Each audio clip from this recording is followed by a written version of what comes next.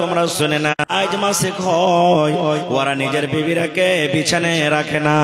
তোমরা এরকম কাজ করিও না রে বাবা। যখন তোমাদের বিবিরা নাপাক হবে, তোমাদের বিবিরা যখন মাসিকের হালাতে হবে, তোমাদের বিবিরা তোমাদের বিছানায় আসবে, তোমাদের বিবিরা তোমাদের বিছানায় ঘুমাবে। বিবির গায়ে গা লাগাইয়া তুমি ঘুমাইতে পারো, দরকার হইতে গেলে তুমি বিবিকে চুমা দিতে পারো, তোমার কোনো গুনাহ হবে না। কিন্তু পুরুষ রে, একটা কাজ তুমি শুধু করবে না, যখন তোমার বিবিরা মাসিকের হালাতে থাকবে, মাসিকের অবস্থাতে তোমার বিবির সাথে তুমি মিলামিশা করবে না, তোমার বিবির সাথে তুমি সহবাস করবে না। এই গুনাহ থেকে, এই পাপ থেকে তুমি শুধু বেঁচে থাকবে। এবং মহিলারাকে বলা হয়েছে, মহিলা জয় দিন তুমি নাপাক হয়ে থাকবে, আল্লাহ রাব্বুল আমিন তোমাদের জন্য নামাজকে মাফ করে দিয়েছেন। 3 দিন 4 দিন 5 দিন জয় দিন নাপাক অবস্থাতে থাকবেন, নামাজ পড়তে হবে না, আল্লাহ রাব্বুল আমিন তাদের জন্য নামাজকে মাফ করে দিয়েছেন।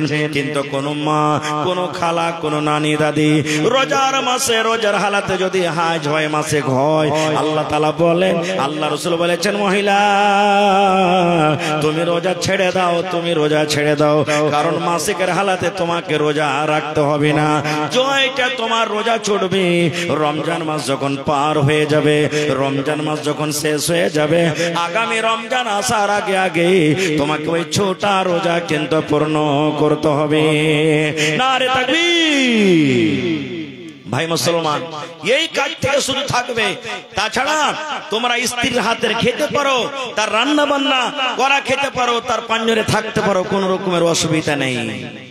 একটা হাদিস বলছি, সুবহানাল্লাহ। আল্লাহ নবীর বিবি মা আয়েশা রাদিয়াল্লাহু তাআলা আনহা বলেন, আমি নবীর পাঞ্জরে একদিন বসে আছি, নবী আমার পাঞ্জরে বসে আছেন। মা আয়েশা বলেন, আমি গিলাসে দুধ কিংবা পানি নিয়ে পানি পান করি, আমার নবী আমার দিকে দেখেন, আমার বিবি আয়েশা গিলাসের কোন জায়গাতে মুখ লাগাইয়া পানি পান করেন। মা আয়েশা বলেন, আমি ওই গিলাসটাকে দুধ পান করতে করতে কিংবা পানি পান করতে করতে আমি যখন গিলাসটাকে রেখে দিলাম, নবী আমার গিলাসটাকে নিয়ে নিলেন।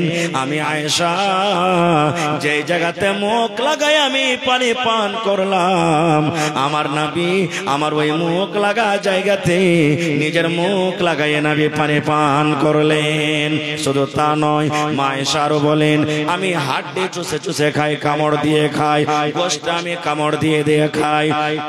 খেতে খেতে ওই পিসটাকে যখন আমি থালাতে রেখে দিলাম, নবী আমার পিসটাকে নিয়ে নিলেন।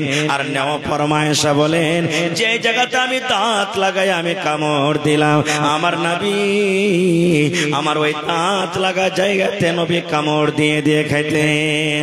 এবার মা আয়েশা পরে কি বলছেন দেখেন, হে দুনিয়ার মানুষ তোমরা শোনো রে, আমার ঝোঠা, আমার কেঞ্জরে, আমার খাওয়ার জিনিস নবী খেতেন কখন?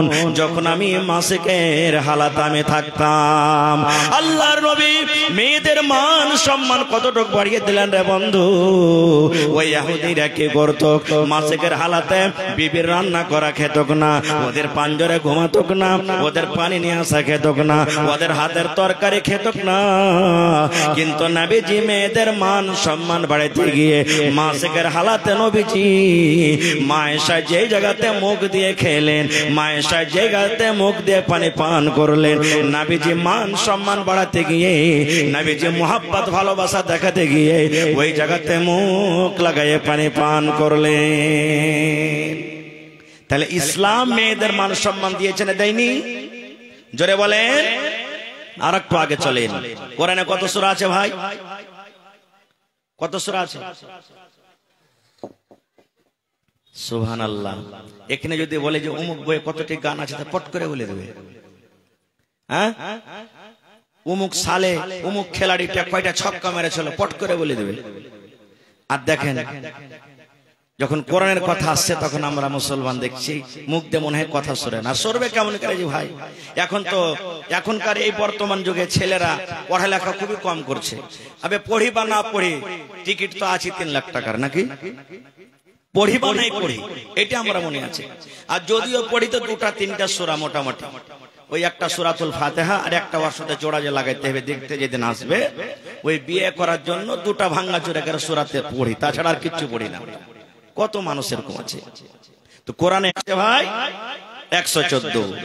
যারা কোরআন পড়িতে জানেন দেখবেন কোরআন মাজিদে 114 সূরা আছে। 114 সূরার মধ্যে একটা সূরার নাম আছে সূরাতুন নিসা, আছে না নাই? যারা কোরআন পড়িতে জানেন দেখবেন সূরাতুন নিসা, কোরআনে আছে সূরাতুন নিসা। নিসা মানে মহিলা, নিসা মানে আওরাত, নিসা মানে নারী।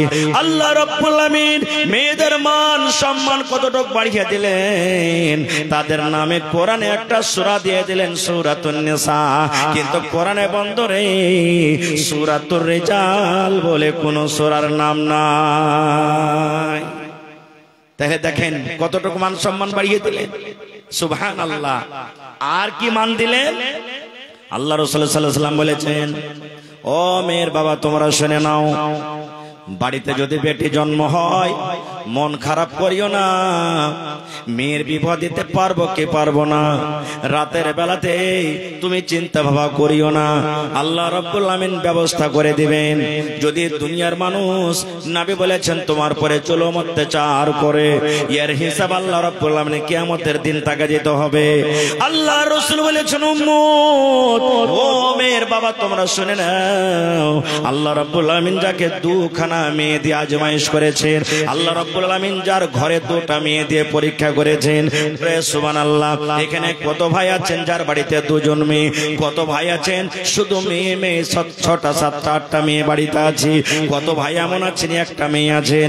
আল্লাহ রাসূল বলেছেন যাকে আল্লাহ রাব্বুল আমিন দুটা মেয়ে দিয়ে পরীক্ষা করেছেন, এই হাদিসে দুটার কথা আছে, কিন্তু মেয়ে দুটা হোক, একটা হোক, তিনটা হোক, 5টা হোক, 7টা হোক, আল্লাহ রাসূল বলেছেন মেয়ে দিয়ে পরীক্ষা করেছেন। এবার মেয়ে বাড়িতে আসার পর ওই মেয়ের বাবা কিন্তু মন খানা ভারী করলো না, মন খানাকে ছোট বড় করলো না। আল্লাহ রাসূল বলেছেন ওই মেয়েকে কাপড়ের দরকার কাপড় দিয়েছে, তেলের দরকার তেল দিয়েছে, সাবুনের দরকার সাবুন দিয়েছে, শক্তি মতো তাকে লেখাপড়া শেখালছে। এবার যখন মেয়ে বড় হয়েছে, সাবালিকা হয়েছে, একটা ভালো ঘর ভালো জামাই দেখে তার বিয়ে দিয়েছে। আল্লাহ রাসূল বলেছেন ও মেয়ের বাবা তুমি শুনে নাও, আমি নবী আর ওই মেয়ের বাবা জান্নাতের ভিতরে থাকবো রে। কেমন ভাবে থাকবো? নবীজি দুটা লোককে ইশারা করে বলছেন মেয়ের বাবা শোনো, এই দুটা লোক যেমন পাশাপাশি হয়ে আছে, এই দুটা লোক যেমন পাঞ্জরে হয়ে আছে, আমি নবী আর ওই মেয়ের বাবা জান্নাতের ভিতরে পাশাপাশি হয়ে থাকবো। দেখেন কত মান সম্মান বাড়িয়ে দিয়েছেন নবীজি। আজকে আমরা হতভাগা মুসলমান, সেই মান সম্মান কিন্তু আমরা বুঝি না। আর একটু আগে চলেন, আপনারা বলবেন যে হাজী মাওলানা নবীজি তো এত ফজিলতের কথা আমাদেরকে বলে গেছেন, এবার নবীজি নিজের মেয়েকে কতটুকু ভালোবাসতেন এর কি কোনো প্রমাণ আছে? নবীজির কি মেয়ে ছিলেন? জি, আমার শাইখে মুহতারাম বসে আছেন, জিজ্ঞাসা করবেন, আপনারাও জানছেন নবীজির বেটা ছোটকালে মারা গেছেন।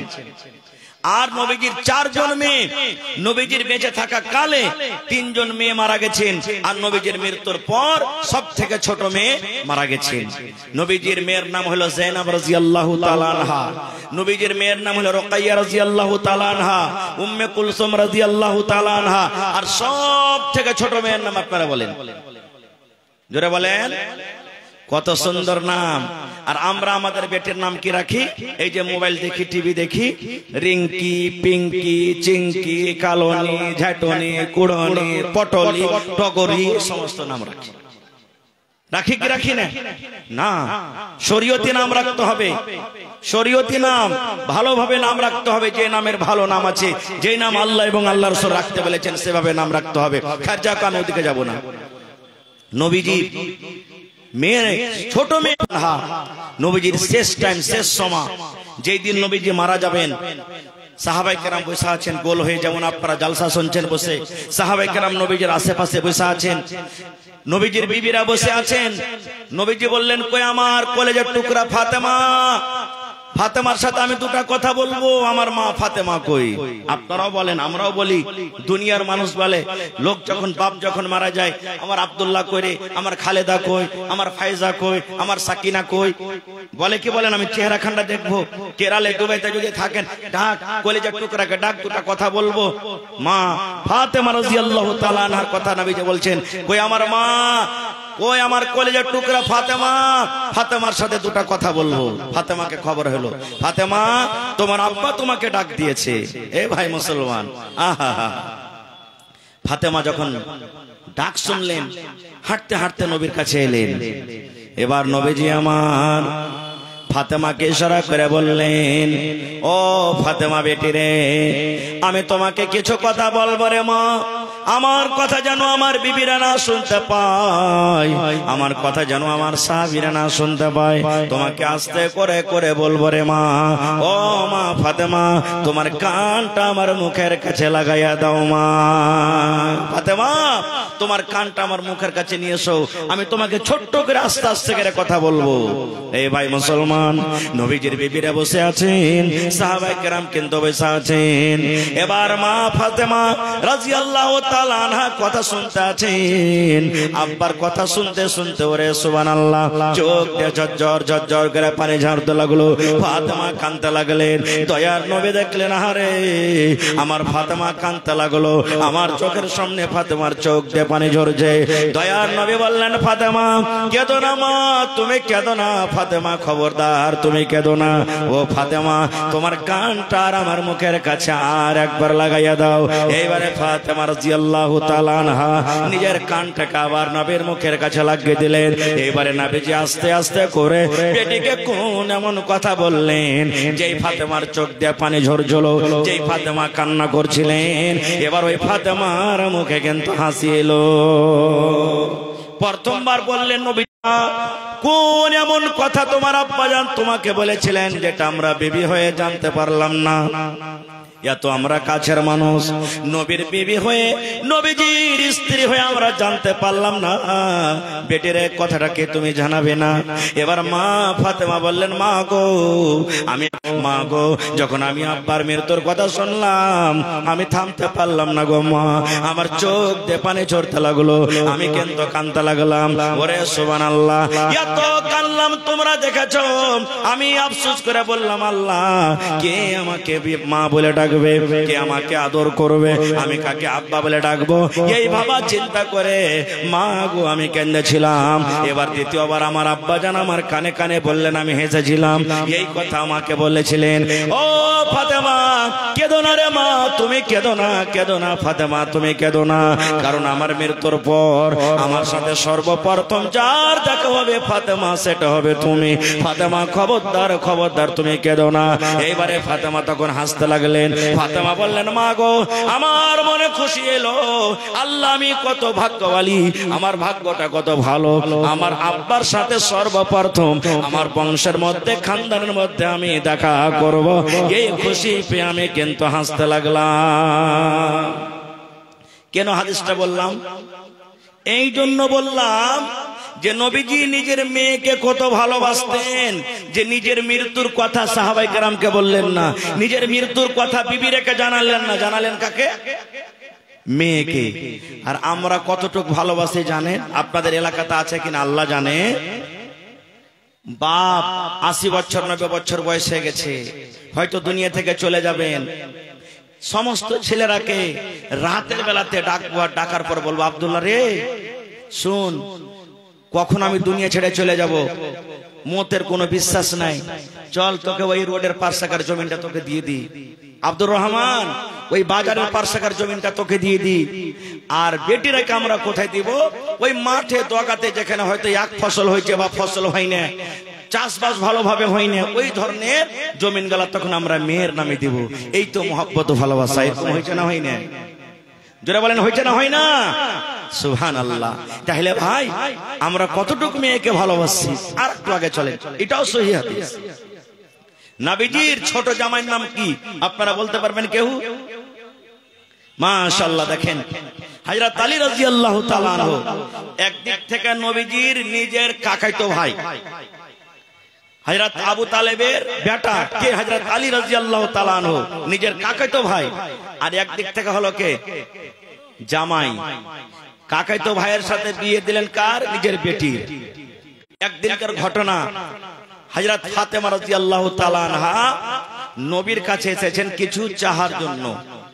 আপনার আমার বেটিরে মুরগি দেন আব্বা, ছাগল দেন, সুটকেস দেন, গোদরেজ দেন, পালং দেন, এই দেন ওই দেন, চাহে কি চাহে না? তো মা ফাতেমা রাদিয়াল্লাহু তাআলা আনহা আব্বার কাছে চাইতে এসেছেন। এবার যে সময়তে আব্বার বাড়ি এলেন, ওই সময়তে কিন্তু নবীজি বাড়িতে নেই। কে আছেন? সতার মা, মা আয়েশা রাদিয়াল্লাহু তাআলা আনহা। এটা হলো ফাতেমার সতার মা, বাড়িতে আছেন। যেমনই বাড়িতে এলেন, ফাতেমা বলছেন মা আব্বা বাড়িতে নেই। মা আয়েশা বলছেন না রে বেটি, তোমার আব্বা বাড়িতে নেই, দাওয়াতের কামে বা কোনো তাবলীগের কামে গেছেন। কি কথা মা বলো? বলছেন না আব্বা থাকলে ভালো হইতো। আব্বা কি বলবো? চলে গেলেন বাড়িতে। আবার নিজের স্বামীর বাড়ি চলে গেলেন। মা ফাতেমা এটা করলেন না যে ঠিক আছে এখন আব্বা নাই, যে 2-3 ঘন্টা থাকবো, থাকার পর তখন আমি যাব, আব্বা আসবে দেখা করার পর যাব না, তখনই চলে গেলেন নিজের স্বামীর বাড়িতে। তাহলে মায়েরা খালারা, এখানে একটা পয়েন্ট আছে যে মা ফাতেমা নিজের স্বামীকে কত আদর করতেন, যে আমি এখানে থাকবো, আর যদি আমার স্বামীর পানির দরকার হয় বা আমার সাথে কোনো দরকার থাকে বা কাপড়ের দরকার হয় বা খাবার দরকার হয়, আর আমার স্বামী আমাকে দেখতে না পেলে তার মন খারাপ হবে, স্বামীকে রাজি করে রাখতে হবে, তখনই চলে গেলেন। আর আমার মা খালারা কি করবে জানেন? যদি খালি বলে এ আব্দুল্লাহর বাপ, ওই যে কি হয়েছে জি, মাটাকে একটু দেখে আসে, যাবো আর আসবো, ও 2 দিন থাকবে কম করে। যদি বলে যাবো আর আসবো, তো কম করে 2 দিন থাকবে। সুবহানাল্লাহ। এবারে চলে গেলেন ফাতেমা রাদিয়াল্লাহু তাআলা আনহা। সন্ধ্যাবেলা তো নবী বাড়ি গেলেন। বাড়ি আসার পর তখন মা আয়েশা বলছেন, নবীজি আপনার কলেজের টুকরা ফাতেমা আপনার সাথে দেখা করার জন্য এসেছিল। নবীজি বললেন আমার মেয়ে কি বলেছে, কি কারণে এসেছিল আমার বাড়ি? মা আয়েশা বলছেন যে কোনো কথা বলেননি, বলছেন আব্বা কি বলবো, চলে গেছেন বাড়ি। ওহ হায়রে আমার নবী, নিজের কলেজের টুকরাকে কত ভালোবাসতেন, আর বাড়িতে থাকলেন না। ওই রাতের বেলাতে নবীজি চলে গেলেন নিজের মেয়ের বাড়ি। বন্ধুরে আমার, এবার দরজা থেকে চলে গেলেন, ফাতেমার বাড়ি চলে গেলেন। এবার ফাতেমার কাছে অনুমতি চাইছেন। আল্লাহ রাসূল বললেন ও মা ফাতেমা, বাড়িতে আছো মা? ফাতেমা রাদিয়াল্লাহু তাআলা আনহা বলেন আব্বা গো বাড়িতে আছি। এইবারে নবীজি বললেন আমার জামাই আলী কই? বলছে আব্বা গো আপনার